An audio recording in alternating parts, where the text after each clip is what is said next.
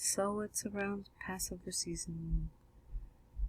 I've never been a Jewish person, though I have watched Carl Sagan. So I have this cadence about my voice. At times, I just do billions and billions of stars. I'm sorry, I was just, you know how I go. Stop it. How can I be serious? I have no message prepared. There are people screaming in the background, dishes clattering. Life, perhaps, bill collectors calling. Not for my bills, but other people's bills, and I'm supposed to resolve them? It's difficult, folks. Ukraine being invaded by anybody. I used to know the Ukrainians, but they were little snotty brats. I mean, little kids. They said Russia is great. It's like, get out of here, you little bastards. Then they moved away. Well, my father just bought a plot of land, and he's going to own a farm. And fuck you. It's like, little Ukrainian bastards. I'm glad they're gone. Yes? Just look in the refrigerator. I would say second shelf down. Second shelf down. Get on the stool. Look on the second shelf down. It's not that difficult, is it, folks? It's lunchtime. I know people are hungry, but I'm hungry to share the Word of God. So here you go with your den, D-E-N-N, your cadence. I will try not to use excessive. Oh no, please God. Yes, what? I know that many people don't go to church. I did see a Muslim couple come to church several years ago on Easter, and I thought, well, that's really great because you respect my Messiah. How does that work? We don't understand that. You're going again with the. I will try to eliminate the excessive, repetitive speech. I am trying to do that.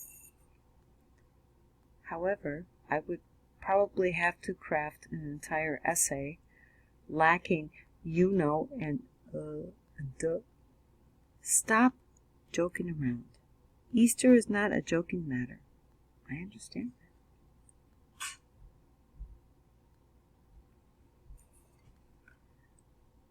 Just suppose that God came down from on high, and he humbled himself so much that he became a person just like you and I. People love to speculate about aliens, and yet for them not to be interested in the fact that God is the overarching power in the universe, and he inhabited a human body, that does not interest you? To me, that is a bit hypocritical. I don't believe in Bigfoot and supernatural things. There was one scary thing that happened to me, however. Can I enlighten you? Can we pause? It really did happen to me.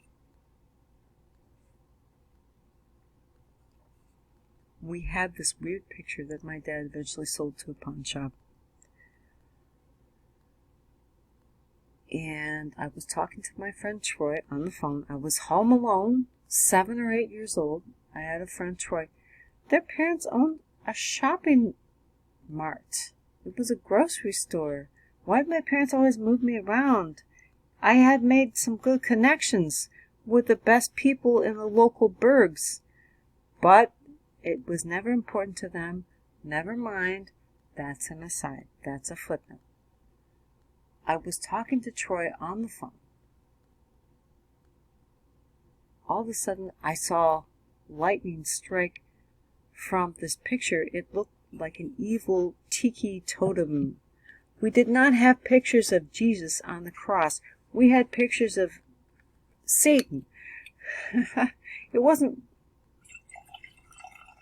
necessarily Satan.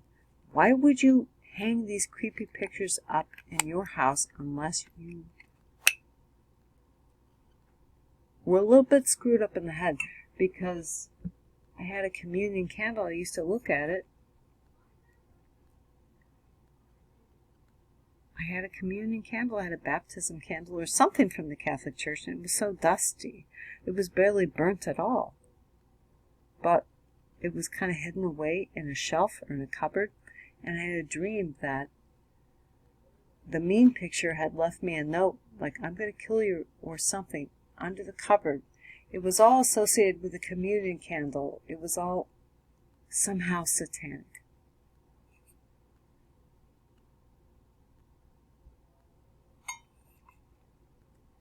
At that time in my life, when I was 7 or 8 years old, really before my brother was born, I could have chosen a different path.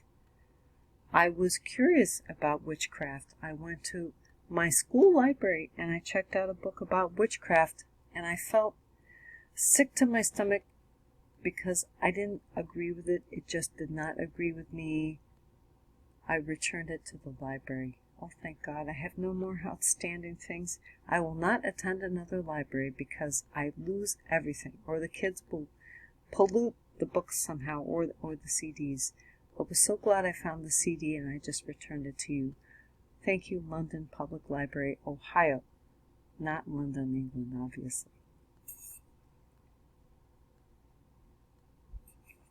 There was another time when I was waiting for the school bus. I had so much time on my hands, I started thinking, maybe I should make a ritual out of the fall.